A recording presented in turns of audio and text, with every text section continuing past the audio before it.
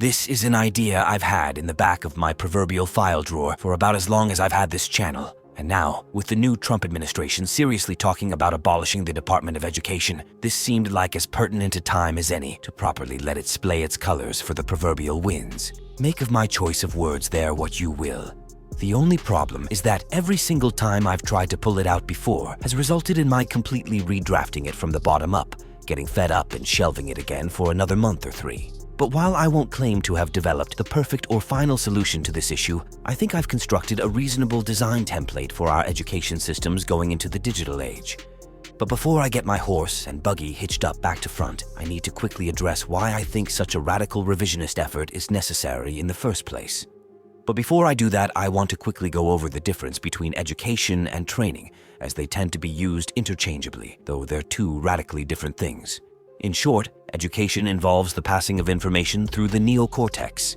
That's the big, wrinkly section of the brain on top that's responsible for higher functions like logic and reason, whereas training goes below that and speaks to the mid and hindbrain cortices, also known as the limbic system and brainstem respectively, which are where autonomous routines, motor reflexes, and emotions come from. Basically, teaching involves speaking to the mind, training talks directly to the body. And now that we've understood this, let's get on with the program. Believe it or not, we're not the first or only society in history to have come up with the idea of state-sponsored education.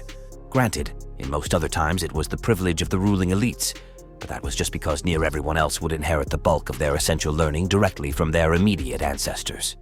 But with the Industrial Revolution, there came a newly expansive need for worker training that didn't exist within the old communal structures. Or at least, that's what most official educators would tell you.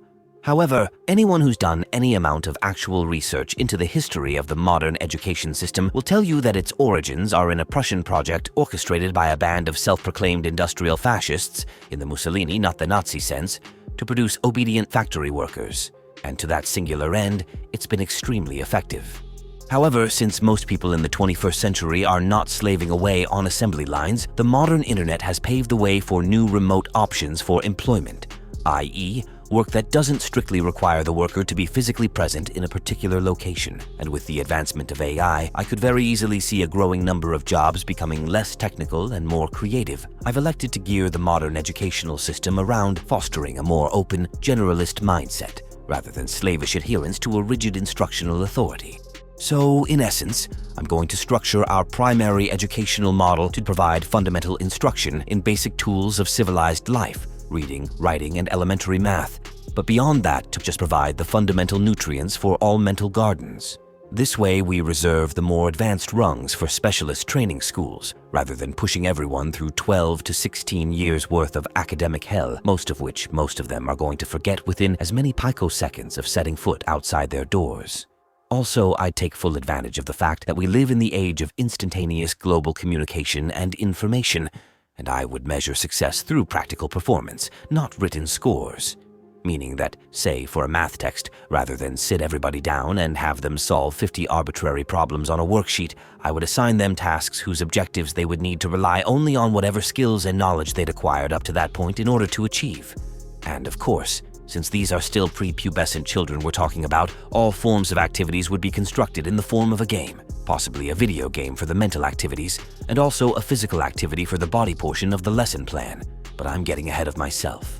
For the sake of simplicity, I've arranged my proposed curriculum into 4 fundamental columns, which I've elected to call the Meta for the soulful disciplines, mainly art, writing, and philosophy, Epsilon for physical aspects, mainly focused around martial arts and calisthenics, Theta for the mental tools, with a central focus on psychology, then branching outward into studies on sociology and economics, and Omega for the worldly, science, history, etc. Now, to my mind, there are 3 main problems with the structure of the modern education system, and those are what I mean to address here. Number 1. Even notwithstanding the excessive bureaucratic bloat that's infested the system these last few decades, there's scant little actually gained for 12+ years of what is, in all but the one good way, effectively a full-time job. Thus, I would organize school more or less like a combination of recess and the Scouts, with the kids left free on campus to do as they please, with weekly and monthly tasks determining the scope of their freedom. Basically, the better they do on their assignments, the more leeway they'll receive as a reward, not just a number on a piece of paper.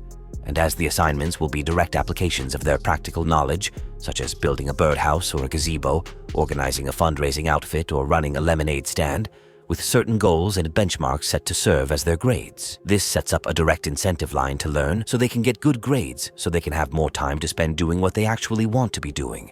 The object being to teach in a natural way, optimal time and resource management. Something many adults brought up through the traditional systems have to wholly rewire their brains in order to do, and which some never successfully manage. Okay, so that's problem number 1 dealt with. Now for problem number 2. Modern schools only teach kids what to think, not how to think.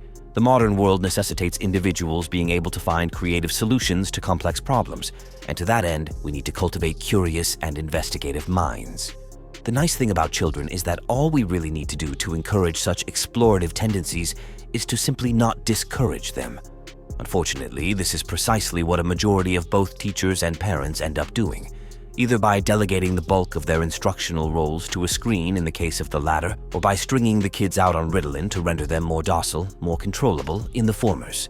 So to avoid this, I'm simply taking the adults out of the situation altogether. Or rather, I'm putting them over on the sidelines where they can just do their own thing for most of the day, but still be close enough to intervene should a child need something that an older child can't provide. Oh, did I mention I wouldn't be segregating based on grades anymore? All the kids will be dumped into the same arena, with the sole directive to complete their objectives and resources and guidance being made available upon request. But for the most part, I want this thing to be as much of a real-life simulator as we can possibly manage, while still bearing in mind that we're talking about children and adjusting our guidelines and performance expectations accordingly. And with that on top of our minds, speaking on the lines of aligning our lesson plan to real-world application, the columns I would most heavily emphasize are the physical and soulful ones, particularly the spaces of the martial arts for the former and the visual and literary arts for the latter. And I know what you're probably thinking, that I'm simply projecting my own areas of favored interest onto everyone else's kids. And while yes, I do have my biases just like everyone else, I do also have reasoning behind this selection. Mostly it's because I've personally found that art, when done and taught correctly, has a wider assortment of real-world applications than any science or tech subject. For instance, one of the first things a drawing class is going to teach you is how to see things for what they really are, rather than just coasting on your brain's subconscious interpretations of them. This, when viewed from a philosophical perspective, produces a version of the Socratic method. This way, we train kids to break everything they see down into its basic components, both on a physical and metaphysical level, to then be able to recombine them at will in an arrangement of their choosing. As well, this gets them to intuitively connect their minds with their bodies at a more fine and dexterous level than even the martial arts. This is one of several reasons why professional warriors like knights and samurai would dabble in arts like calligraphy and poetry in their free time, though I don't know if they knew the real benefit of these practices or not. So in summary, my curriculum is ideally poised to present students with a tensegritis body of knowledge, wherein every structural component feeds into the ones beside, reinforcing and enhancing the overall development of the entire person, not producing a line of expendable drones for the oligarch's capitalistic hive fleet. But that's all just my personal take on the issue. Let me know what you think down below. And while you're there, feel free to like, subscribe, share, become a channel member, or check out my books over on Amazon if your head's as loose on its mount as mine is. And until next time, stay safe, stay sane, and remember always, anyone who claims to have perfect knowledge is either a fool or a liar or both, and the best odds are usually on the latter. Peace be upon you.